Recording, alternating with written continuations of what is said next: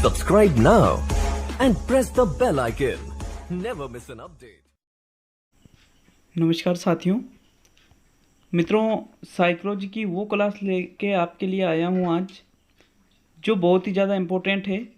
ये जो सिद्धांत आज पढ़ाऊँगा आपको, आलपोर्ट के शील गुणों का सिद्धांत, आपने कई जगह इसको पढ़ा होगा, लेकिन इतनी डिटेल से और इतने सरल शब्दों में यहाँ पर मैं इसको आपके सामने प्रस्तुत करूँगा कि आपका एक भी प्रश्न यहाँ से गलत नहीं हो सकता। एक भी, अगर वीडियो को पूरा देखते हो तो हर बार एग्जाम में यहाँ से प्रश्न आता है आलपोर्ट के शील गुणों के सिद्धांतों में से। तो शील गुण का प्रश्न 100% हर बार आता है, चाहे कोई सा भी पेपर आप उठा के देख सकते हो। अगर लेवल फर्स्ट में नहीं आया तो लेवल सेकंड में जरूर आता है, सेकंड में नहीं आया तो फर्स्ट में जरूर आता है। तो मित्रों, व्यक्तित्व के जो शील गुणों के सिद्धांत है, इसके बारे में दो जो मनोवैज्ञानिक है उन्होंने बताया है। एक तो यहाँ पे आलपोर्ट ने बताया है और एक आर बी केटल के द्वारा ये बताया गया है। तो अभी तो आज तो अपन आलपोर्ट के बारे में ही पढ़ेंगे, लेकिन कल केटल के बारे में भी आपका वीडियो आ जाएगा शील गुणों से संबंधित। तो शुरू करते हैं साथियों। 69 ये क्लास है मनोविज्ञान की, 69वीं क्लास, और मैंने व्यक्तित्व मापन की विधियाँ आपको पढ़ा दी है। कुछ समय बाद व्यक्तित्व मापन की विधियों का एक टेस्ट आएगा, उस टेस्ट को जरूर सोल्व करना, ताकि आपने जो पढ़ा है वो ये कि भाई हाँ, मुझे कहाँ तक समझ में आया है, वो मैटर क्लियर हुआ है या नहीं हुआ है, ये आपके समझ में आ सके कि हाँ हम पढ़ रहे हैं तो वास्तव में ये चीज़ हमारे लिए लाभदायक है। तो चलिए शुरू करते हैं मित्रों। आलपोर्ट का शील गुणों का सिद्धांत, इसके जनक हैं आलपोर्ट, और ये रहने वाले थे ऑस्ट्रिया के। 1961 में इन्होंने ये सिद्धांत दिया था। अंग्रेजी में इसको कहा जाता है मित्रों personality trait theory of Allport. देखिए इसमें एक शब्द आ रहा है ट्रेट। ट्रेट मतलब होता है शील गुण। तो सबसे पहले सिद्धांत को पढ़ने से पहले बात करने वाले हैं शील गुण के बारे में कि शील गुण होते क्या है। ठीक है, शील गुण का मतलब आप किससे लेते हो, जिसको ट्रेट कहते हैं। शील गुण को अंग्रेजी में क्या कहते हैं, ट्रेट कहा जाता है। अब शील गुण का सीधा सा मतलब है कि आपका जो व्यक्तित्व है, आपके अंदर कई प्रकार के जो गुण पाए जाते हैं, यदि उन अलग अलग गुणों को मिला दिया जाए, ठीक है, ये अलग अलग ये जो गुण है इनको मिला दिया जाए तो इनसे एक आपकी पर्सनैलिटी बनती है। मतलब पर्सनैलिटी इन गुणों से बनती है, और ये गुण ही क्या कहलाते हैं, शील गुण कहलाते हैं। जैसे आप कहते हो ना, यार उसमें तो बड़ा ही बोलने की कला है, यार वो तो बड़ा ही झूठ बोलता है, वो तो बड़ी ही चोरी करता है, यार वो तो बहुत ही फेंकता है किसी भी बात को। तो इस प्रकार से सभी के अलग अलग जो विशेषताएं होती है वो ही कहलाते हैं उसके शील गुण। जिसे मैं बताऊं, ये जो शील गुण है, छोटे छोटे शील गुणों से ही एक व्यक्ति के व्यक्तित्व का निर्माण होता है। जैसे एक उदाहरण यहाँ बताना चाहूँगा, आपको एक मकान बनाना है। मकान बनाने के लिए आपको कई सारी सामग्री चाहिए, उसमें एक प्रमुख है ईंटें। अब ये जो छोटी छोटी ईंटें हैं, इन छोटी छोटी ईंटों से मिलकर एक नई दीवार बन जाती है। उसी प्रकार छोटे छोटे शील गुणों से मिलकर के व्यक्तित्व का निर्माण हो जाता है। तो मित्रों थोड़ा समझ में आ रहा होगा, मतलब जो गुण होते हैं वो ही शील गुण कहलाते हैं। अभी मैंने क्लास स्टार्ट नहीं की है, लेकिन क्लास को स्टार्ट करने से पहले सबसे पहले आपको ये याद होना चाहिए कि आखिर शील गुण होते क्या है। तो नॉर्मली आप गुणों को भी शील गुण कह सकते हो। शुरू करते हैं मित्रों। आलपोर्ट ने 1937 में व्यक्तित्व की 49 परिभाषाओं का विश्लेषण कर अपनी सर्वश्रेष्ठ परिभाषा दी थी। ये परिभाषा कई बार एग्जाम में अलग अलग, फर्स्ट ग्रेड एग्जाम है, सेकंड ग्रेड है, रीट एग्जाम है, सीटेट एग्जाम है, उसमें कई बार ये परिभाषा पूछ ली गई है कि ये जो व्यक्तित्व की यहाँ परिभाषा दी है ये किसने दी है। तो आलपोर्ट ने ये परिभाषा दी है, व्यक्तित्व व्यक्ति के मनोदैहिक व्यवस्थाओं का गत्यात्मक संगठन है, जो व्यक्तित्व को उसके वातावरण से अपूर्व समायोजन का निर्धारण करता है। तो मित्रों आप तो ये शब्द याद रख लो, मनोदैहिक व्यवस्थाओं का गत्यात्मक संगठन, ये सिर्फ आलपोर्ट ने ही बताया है और इसके अलावा ये बात किसी ने नहीं बताई है। तो ये एग्जाम में कई बार, रीट के एग्जाम में ये चीज आ चुकी है। तो शुरू करते हैं और आगे देखिए मित्रों, आपको ये पता होना चाहिए कि जिस प्रकार से सिगमंड फ्रायड ने व्यक्तित्व के निर्धारण में मूल प्रवृत्तियों को महत्व दिया, उसी प्रकार से आलपोर्ट ने व्यक्तित्व के निर्धारण में शील गुणों को महत्व दिया। एक और बात है, आप किसी भी यूट्यूब चैनल पर, किसी भी, लिख के देता हूँ इस चीज़ को, किसी भी यूट्यूब चैनल पर अगर इतनी डिटेल से आप इस चीज़ को पढ़ लो तो मेरी गारंटी है। यूट्यूब चैनल की बात कर रहा हूँ मैं आपको, किसी भी हो, कोई भी हो, भले कितना ही बड़ा चैनल हो, लेकिन शॉर्ट में समझा देते हैं कि हाँ समझ में आ गया, ठीक है। उसकी जो निजी बहुत ही अच्छी अच्छी जानकारी है जो एग्ज़ाम में पूछते हैं, लोग उनको बताते तक नहीं है। तो पूरा वीडियो देखना। मित्रों, आपने देखा होगा कि सिगमंड फ्रायड ने मूल प्रवृत्तियों के आधार पर व्यक्तित्व का निर्धारण किया, तो उसी प्रकार से आलपोर्ट ने भी क्या किया, शील गुणों के आधार पर व्यक्तित्व का निर्धारण किया। तो ये एक उदाहरण है कि भाई आप जल्दी इसको समझ सकिए। मित्रों, आलपोर्ट ने कहा है उद्दीपक के विभिन्न प्रकारों के प्रति एक समान रूप से अनुक्रिया करने की पूर्ववृत्ति को शील गुण कहते हैं। मतलब ये इन्होंने शील गुण की परिभाषा बताई है कि उद्दीपक के विभिन्न प्रकारों के प्रति, कि अपने सामने उद्दीपक अलग अलग प्रकार के आते हैं, उनके समान आप एक अनुक्रिया करने की जो पूर्ववर्ती होती है उसको शील गुण कहते हैं। मित्रों, क्या शील गुण क्या होता है? देखिए, इसका जवाब मैं पहले भी दे चुका हूँ, लेकिन शील गुण में 3 चीज़ों का होना जरूरी है। पहली चीज है गुण, दूसरी है संगति और तीसरा है स्थायित्व। मतलब गुण प्लस संगति प्लस स्थायित्व बराबर एक नई चीज बनती है, वो है शील गुण। कैसे? जिसे मान लीजिए एक व्यक्ति है, वो किसी परिस्थिति में तो ईमानदारी से काम करता है और किसी परिस्थिति में वो बेईमानी से काम करता है, तो क्या फिर वो ईमानदारी और बेईमानी उसका शील गुण है? नहीं, उसको आप शील गुण नहीं कह सकते हैं, उसको आप कहोगे आदत। उसको कहा जाता है आदत। सभी के सामने तो कोई व्यक्ति सच बोलता है, और जो उसके कभी काम पड़ता हो तो उसको झूठ से वो निकालना चाहता है, तो क्या सच का उसमें शील गुण है? नहीं, बिल्कुल गलत।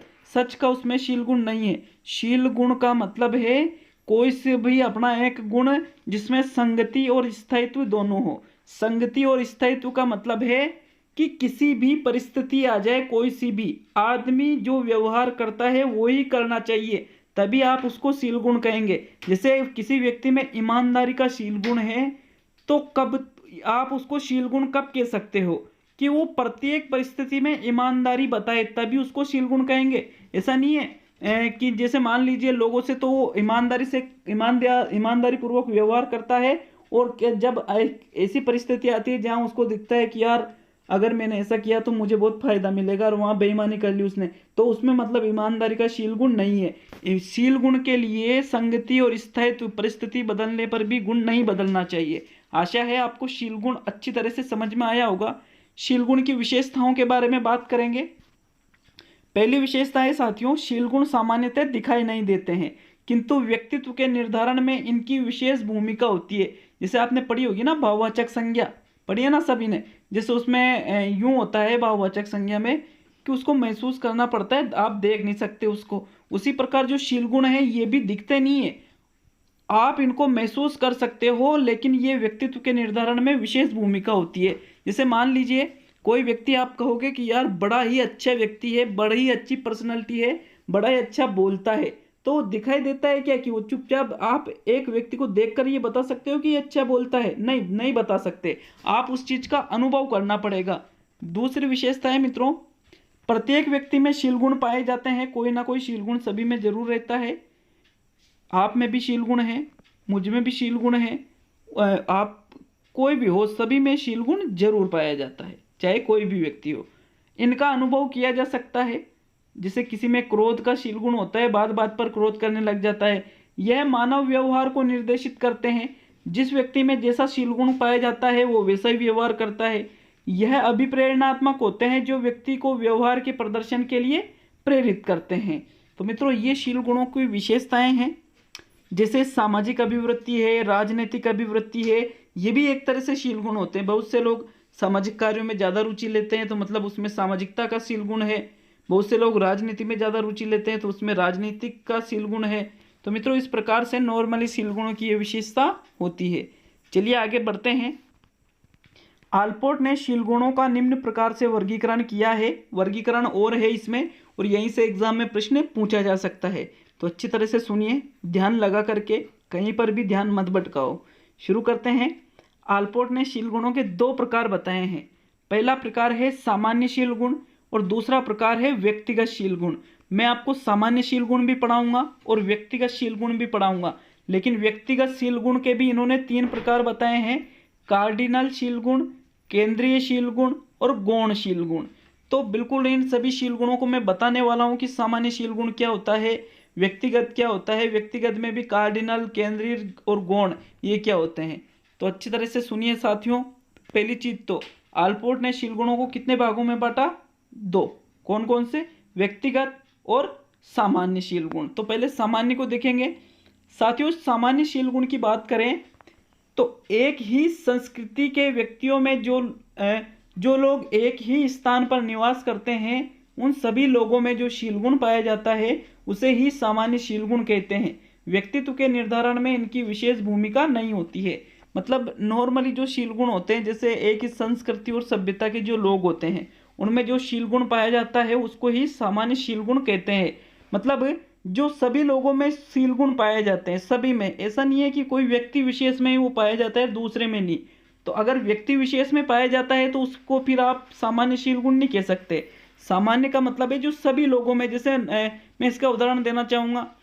जैसे मान लीजिए कोई बड़ा व्यक्ति है, अपन उसको नमस्ते करते हैं तो सभी में पाया जाता है नमस्ते करने का शील गुण, तो इसको आप सामान्य शील गुण कह सकते हो। बड़े लोगों की आप बात मानते हो तो ये सभी बात मानते हैं, इसको भी आप सामान्य शील गुण कह सकते हो।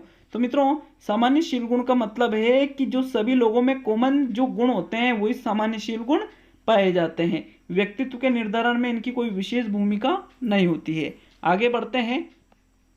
यह अमूर्त होते हैं अर्थात दिखाई नहीं देते हैं। इनको क्या करना पड़ता है? महसूस करना पड़ता है। अर्थात मानव के व्यवहार से इनका अनुभव किया जा सकता है। अर्थात इनकी अभिव्यक्ति कैसी होती है? सती होती है। नोट कर लो इस चीज को कि जो सामान्य शील गुण होते हैं उनकी अभिव्यक्ति कैसी होती है? सतही। सतही मतलब बाहरी होती है। इनसे व्यक्तित्व का निर्धारण नहीं होता है किंतु यह मानव के में नियमों का निर्धारण करते हैं, अतः इन्हें नियमान्वेषी शील गुण भी कहते हैं। तो मित्रों एक प्रश्न यह बन जाता है कि सामान्य शील गुण को क्या कहा जाता है? तो इसको नियमान्वेषी शील गुण भी कहते हैं। क्यों? क्योंकि इसमें व्यक्ति नियमों का निर्धारण करते हैं। नॉर्मली जो समाज नियम बनाता है उसका पालन यहाँ पर किया जाता है। मित्रों क्योंकि इनकी अभिव्यक्ति सतही होती है अतः इन्हें विमीय शील गुण भी कहते हैं। तो एक और उपनाम आ गया कि विमीय शील गुण किनको कहा जाता है? तो साथियों आपका आंसर रहेगा जो सामान्य शील गुण है उनको ही विमीय शील गुण कहा जाता है। जिसे जो सामाजिक नियम होते हैं उनको मानना सामान्य शील गुण है। जो संयम में जिस जगह बरतना है, जो धैर्य है, ये चीजें किसके अंतर्गत आ जाती है? सामान्य शील गुणों के अंतर्गत आ जाती है। तो आशा है आपको सामान्य शील गुण अच्छी तरह से समझ में आए होंगे। अगर आए हैं तो वीडियो को लाइक कर दो, ठीक है। सामान्य का मतलब जो सभी लोगों में पाए जाते हैं, जिनसे व्यक्तित्व का कोई विशेष निर्धारण नहीं होता है। नेक्स्ट है मित्रों वैयक्तिक शील गुण के बारे में पढ़ने वाले हैं। वैयक्तिक शील गुण, वैयक्तिक शील गुण का मतलब क्या है? ऐसे शील गुण जो सभी लोगों में नहीं पाए जाते हैं, व्यक्ति विशेष में ही पाए जाते हैं, या फिर सभी लोगों में अगर पाए जाते हैं तो अलग अलग पाए जाते हैं और उनसे ही व्यक्तित्व की पहचान होती है। तो ऐसे शील गुणों को ही कहा जाता है वैयक्तिक शील गुण। व्यक्तित्व के निर्धारण में इनकी महत्वपूर्ण भूमिका होती है। किनकी? वैयक्तिक शील गुणों की। प्रत्येक व्यक्ति में वैयक्तिक शील गुण अवश्य पाए जाते हैं, सभी लोगों में पाए जाते हैं, लेकिन सभी में एक जैसे वैयक्तिक शील गुण नहीं पाए जाते हैं। इनसे ही व्यक्तित्व का निर्धारण होता है। तो मित्रों एक प्रश्न यह बन जाता है कि कौन से शील गुणों से व्यक्तित्व का निर्धारण होता है? तो साथियों आपका आंसर रहेगा कि जो वैयक्तिक शील गुण है इनसे ही व्यक्तित्व का निर्धारण होता है। यह शील गुण व्यक्ति को समाज में विशिष्ट बनाते हैं तथा समायोजन करने में सहायक होते हैं। देखो कोई वे अपने कहते हैं ना कि यार वह क्या बंदा है वह, या फिर ये ऐसा है वो वैसा है, उसका ये गुण है, उसमें ये दोष है, जिससे उसकी पहचान होती है। तो वो कौन सा शील गुण होता है साथियों? वो होता है वैयक्तिक शील गुण, जिससे व्यक्ति विशेष की पहचान होती है। आगे बढ़ते हैं मित्रों। आलपोर्ट ने अपने इस सिद्धांत में नोट लगा के लिख रखा है मैंने, मतलब इंपॉर्टेंट चीज होगी। आलपोर्ट ने अपने इस सिद्धांत में सामान्य शील गुणों को केवल शील गुण नाम दिया है, जबकि वैयक्तिक शील गुणों को पूर्ववृत्ति नाम दिया है। ये इतना इंपॉर्टेंट फैक्ट है, आपको हर जगह देखने को नहीं मिलेगा मित्रों। जो कॉमन शील गुण है, कॉमन ट्रेड जो है, कॉमन ट्रेड थ्योरी जो इन्होंने बताई है, उसको जो सामान्य शील गुण है उसको सिर्फ शील गुण बोला इन्होंने, जो सामान्य शील गुण है इसका एक और क्या नाम रखा, सिर्फ शील गुण, मतलब जो सामान्य शब्द है इसको हटा दिया। तो जो अगर प्रश्न आता है कि शील गुण, तो मतलब आप वहां पे ले सकते हो सामान्य शील गुण। और जो व्यक्तिक शील गुण है, वैयक्तिक जो शील गुण जिसके 3 प्रकार होते हैं, उसका एक नया नाम दिया इन्होंने, पूर्ववर्ती शील गुण। ठीक है, पूर्ववर्ती। तो जो वैयक्तिक शील गुण है इनको पूर्ववर्ती के नाम से भी जाना जाता है। अब जो वैयक्तिक शील गुण है इसके प्रकार कितने हैं, 3 हैं। तीनों प्रकारों को और अच्छी तरह से पढ़ेंगे और आपको बहुत अच्छी तरह से ये समझ में आने वाले हैं। तो पहले पढ़ते हैं पहला प्रकार, कार्डिनल पूर्ववर्ती को या कार्डिनल शील गुण को।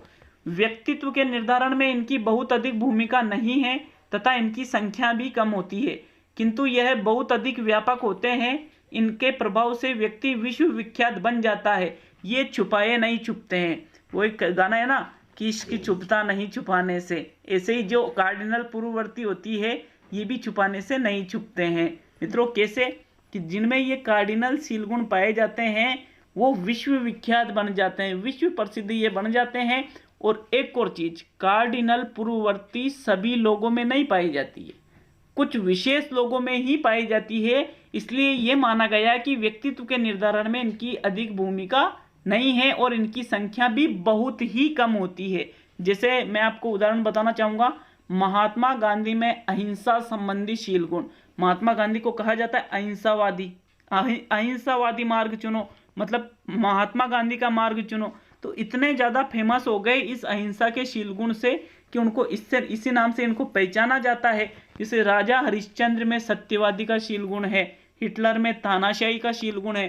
तो ऐसा शील गुण जो कभी किसी भी परिस्थिति में नहीं बदलता है, व्यक्ति को विश्व विख्यात कर देता है, प्रसिद्ध कर देता है, जो छुपाए नहीं छुपता है। ठीक है, उसको ही कहा जाता है कार्डिनल पूर्ववर्ती। और ये संख्या में बहुत कम होते हैं। मित्रों यहाँ मैंने एक लाइन लिखी है, व्यक्तित्व के निर्धारण में इनकी बहुत अधिक भूमिका नहीं है।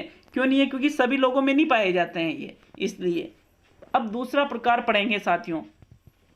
दूसरा प्रकार है केंद्रीय पूर्ववर्ती। केंद्रीय पूर्ववर्ती का मतलब है कि जो सेंट्रल में अपने शील गुण होते हैं, जो दैनिक क्रियाकलाप अपन करते हैं, जो रोजाना के कार्यों में अपन गुणों का प्रयोग करते हैं, उनको ही कहा जाता है केंद्रीय पूर्ववर्ती।